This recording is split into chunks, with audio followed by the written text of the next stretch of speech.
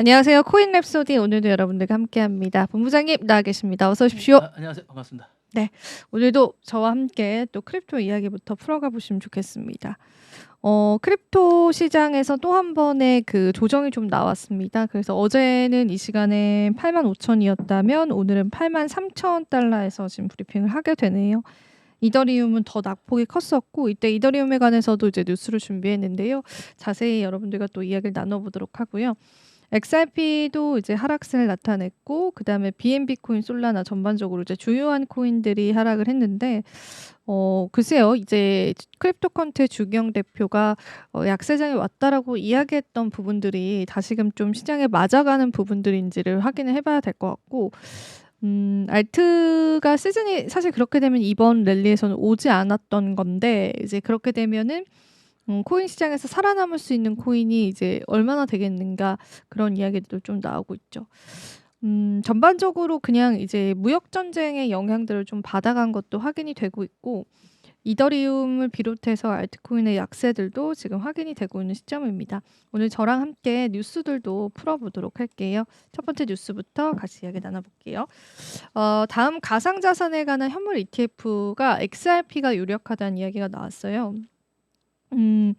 우리가 지금까지 이제 신청된 암호화폐는 XRP도 있었고 그다음에 에이다 코인도 있었고 솔라나 코인도 있었는데 그중에서 이제 XRP가 가장 유력하다 이런 의견이 나왔는데 카이토 보고서라고 해서 이제 많은 분들이 아시는 보고서일 거예요. 그 보고서에 따르면 XRP는 가상자산 현물 ETF 승인에서 가장 유력한 위치에 서 있다라고 하면서 비트코인과 이더리움에 이어서 출시되는 세 번째 가상자산 현물 ETF가 될 것이다라고 밝히기도 했습니다. 분석가들 같은 경우에는 XRP의 유동성과 ETF 관심도 좀 주목을 했는데요. 이 보고서에 따르면 XRP는 주요한 거래소에서 마켓뎁스, 이 마켓뎁스라는 건 오더북상의 시장가 1% 범위 내에 있는 매수와 매도의 주문 총액을 이야기합니다.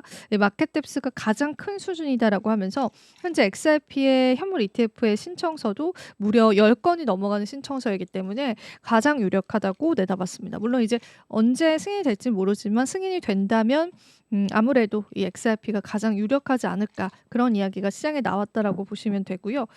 그리고 이제 얼마 전에 그 레버리지 ETF가 출시가 됐잖아요. XRP가. 그래서 SEC가 XRP 현물 ETF가 위험하다라는 주장을 만약에 제기를 하면서 그걸 이제 반려시킨다라고 한다면 이미 그 레버리지 상품이 ETF로 나와서 거래 중이기 때문에 그 이야기들 그런 딴지 같은 것들도 설득력을 가져갈 수 없다라고 보고 있는 거죠. 그래서 현물 ETF보다 위험한 레버리지 ETF가 이미 출시됐기 때문에 이 XRP 현물 ETF의 위험성을 근거로 승인을 거절할 가능성이 거의 없다라는 그런 전망들이 제기가 됐습니다. 같이 여러분들이 살펴보시면 좋겠고 그다음에 이제 올해 같은 경우에는 50개 이상의 스테이블 코인 출시가 좀 전망이 되고 있습니다. 왜 그러냐면은 이 가상자산 커스터디 기업인 파이어블록스의 결제랑 네트워크 담당 부사장 같은 경우가 스테이블 코인 시장 선점을 위한 발행사들의 그런 업계 경쟁이 조금 심화될 것으로 보고 있어요. 그래서 왜 그러냐 그 이야기를 살펴보니까 최근에 유럽의 가상자산 규제 법안인 미카가 구축이 되면서 테더가 유럽 내에서 퇴출될 수 있다 이런 이야기가 좀 나왔잖아요. 그래서 이 많은 업체들이 이제 미카라는 부분에서 테더가 퇴출될 수 있다. 그 규정에 맞지 않으면 그런 악재를 얻어가면서 미국 쪽에 관한 이제 규제 움직임들, 그러니까 스테이블코인을 육성시키려고 하는 그런 이제 움직임들 그런 것들 때문에 이 은행과 결제 업체들의 스테이블코인 산업에 대한 관심도가 굉장히 좀 높아진 상황이라고 합니다. 사실 로빈후드랑 리플 XRP, 레볼루트 등이 이미 스테이블 코인 시장에 들어오기도 했었잖아요. 그래가지고 올해 말까지 예상하기로는 약 50개 이상의 스테이블 코인이 출시되지 않을까 그렇게 보고 있고요. 은행들도 올 상반기 중에 관련 계획을 수립하고 또 내년에는 스테이블 코인 시장에 본격적으로 진입할 수 있다. 그렇게 덧붙이기도 했습니다. 이것도 여러분 체크해 보시고요. 지금 솔라나가 되게 약세예요. 저희가 아까 시세를 봤었는데 4%가량 하락을 하고 있죠. 근데 이제 솔라나 쪽에 관해서 다시 상승을 할 수 있을까? 이런 이야기가 좀 나오고 있는데 어떤 내용일지 좀 살펴볼게요. 솔라나 기반의 밈코인이 거래량 급증과 함께 다시 상승세를 타고 있다고 비임코르토가 전했는데요. 한동안 침체됐었던 시장이 회복세를 좀 보여주면서 주요 밈코인 대부분 가격이 상승하고 있다고 전했습니다. 근데 물론 지금 아시아 증시 개장하면서 저희 녹화 시간 기준으로는 이렇게 상승 탄력을 나타내고 있진 않아서 그거는 이제 여러분들 같이 체크를 해보시고요. 펌프펀이 출시한 신규 탈중앙화 거래소 펌프스왑도 거래량 증가세를 보이고 있는데요. 해당 플랫폼은 솔라나 DEX 시장의 14%를 점유를 했고 15일 하루 거래량은 전일 대비해서 50%가량 증가를 했습니다. 디파이 라마의 데이터에 따르면 3월달 큰 폭으로 줄었던 솔라나의 DEX 거래량도 회복세를 겪고 있다고 합니다. 사실 얼마 전에 그 BNB 코인이 조금 주목을 받으면서 이 BNB 쪽, 그러니까 바이낸스 쪽 BNB 체인에 관해서 네트워크 활성화되면서 솔라나가 조금 물러나는 게 아니냐 이런 이야기가 나왔는데 다시금 이제 거래에도 회복세가 좀 접어들고 있다고 해요. 그래서 요게 이제 플랫폼에만 국한된 건 아니고요. 개별 밈코인 역시도 가격이 강한 상승세를 보여주고 있고 최근 일주일간 상위 10개의 밈코인 자체가 두 자릿수 상승률을 기록을 했습니다. 사실 이제 트럼프 코인도 상황이 좋진 않은데 그래도 좀 단기적으로 시세를 봤었을 때는 상승의 국면들을 보여줬기 때문에 좀 이러한 또 상황들이 좀 연출이 될 가능성이 크다. 우리가 그렇게 좀 이해를 해보면 좋을 것 같아요. 자, 이번에는 이제 도지코인 이야기도 오늘 제가 준비를 했는데요. 도지코인 반등에 관한 이야기들도 좀 시장에 나오고 있습니다. 이 반등 0.70달러를 향한 두 가지의 시나리오가 나왔다라고 하는데 더 크립토 베이직에 따르면 도지코인이 최근 0.161달러에서 저항선 돌파를 좀 시도하고 있는데요.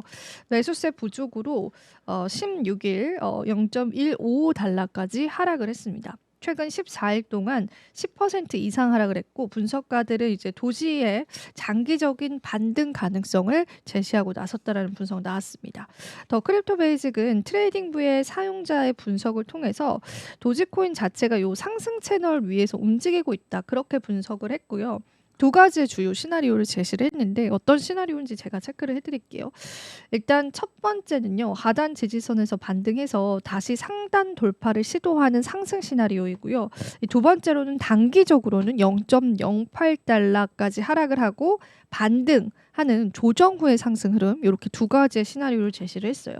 두 경우에 모두 장기 목표가로 0.70달러를 제시를 하고 있습니다.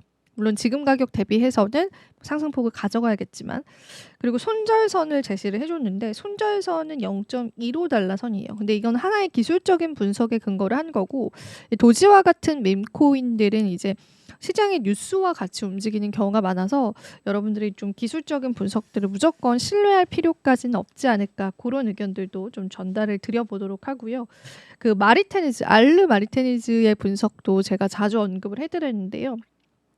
이분 같은 경우에는 최근에 그 48시간 동안 고래들이 약 8억 개의 도지코인을 매수한 점을 근거로 도지코인에 대한 시장 신뢰가 여전히 강하다라고 그렇게 분석을 했고요. 특히 도지 가격이 0.15달러 부근으로 하락한 시점에서 대량 매수가 발생한 점은 저가 매수 움직임이 강화되고 있다는 걸 표기하기도 합니다. 알르 마리테니즈는 이제 고래들의 움직임을 주로 체크를 해주잖아요. 근데 최근에 이제 도지 고래들이 매수를 좀 했었다. 그런 이야기를 하면서 이제 저가 매수세가 좀 시장에 들어오고 있다. 그런 유입들도 있습니다. 현재 도지코인의 주요한 저항선이 0.166달러고요. 이 구간을 돌파할 경우에 0.20달러까지 상승이 가능하다는 관측들은 좀 공통적으로 내는 그런 상황이에요. 그래서 요 지지선인 0.16달러 여기를 돌파해 줄 수 있을지의 여부들을 여러분들이 체크해 보면요. 요건 이제 여러 분석가들의 기술적인 분석과 맞물린 내용이라서 도움이 좀 되시지 않을까 싶습니다. 자, 그리고 또 다음 내용도 전해드릴게요. 이번에 이더리움 쪽 이야기를 같이 나눠볼 건데 이더리움 이제 다시 반등을 할 수 있을까? 그런 이야기를 이제 블루밍 비트에서 제가 좀 발췌를 해왔습니다. 이더리움의 주요 생태계 인사들이 이렇게 한 자리에 모였습니다. 한 자리에 모였는데 이더리움의 기술적인 방향성이랑 브랜드 정책성에 관해서 진단을 했습니다. 이더리움이 당면한 가장 큰 과제로 이제 전략적 우선순위 부재랑 과도한 생태계 복잡성 그리고 명확한 방향성 결여를 지목을 했어요. 이 비드라시아라고 해서 이제 서울 송파구에서 열렸었는데 5일날 그때 이제 참석한 제이콥 알럭 그리고 셀레스티아 랩스 전략 총괄과 레인 레티그 그리고 또 그 외에 관련자들이 이더리움의 핵심 개발 위스퍼러 그리고 이더리움 확장성보다 이 정책성을 정립하는 게 우선이라고 입을 모았습니다. 근데 요거는 이제 어제도 비탈릭 부테린이 비슷한 이야기를 했어요. 그 약간 철학적인 게 조금 더 이더리움한테는 중요하다. 그래서 이 이더리움이 단일 블록체인이 아니고 그 브랜드이다. 요렇게 또 표현을 하면서 현재 사용자와 개발자들은 레이어 2나 타 블록체인으로 이탈을 하고 있고 이더리움 메인넷은 고성능 애플리케이션을 수용하지 못하는 한계를 드러내고 있다. 그렇게 지적을 했고요. 그리고 이더리움의 복잡성도 이 토론을 통해서 문제 제기가 됐습니다. 이더리움은 탈중앙화 금융체인, 대체불가능 토큰체인 등 다양한 내러티브를 시도를 하지만 사실 명확한 정체성을 갖지는 못했다. 우리가 예를 들면 솔라나 하면 밈코인 이렇게 딱 각인이 됐잖아요. 근데 그런 이더리움의 정체성을 조금 더 확고하게 가져가는 게 이더리움에게는 굉장히 중요하다라고 이야기를 했고요. 여전히 오픈소스 생태계에서 가장 성공한 프로젝트다라고 평가도 나왔었고 가스토큰이나 프로토콜 자산으로서의 가치 축적은 여전히 제한적이다라고 진단을 하기도 했습니다. 그래서 지금은 이 확장성보다는 이더리움을 탈중화 데이터 가용성 레이어로 만드는 방향에 집중할 시점이다라고 기술자들이 또 나와서 이런 발언들을 이어갔습니다. 그러고 그렇게 이더리움이 간밤에 또 4% 폭락세를 나타냈습니다. 보유자분들도 답답하실 테고 재단들도 많이 답답한 입장인 것 같습니다. 그래서 저희가 또 이더리움에 관해서는 다양한 이야기들 계속 제가 가지고 올 테니까요. 여러분들에게 도움되실 수 있도록 좀 노력을 해보겠습니다.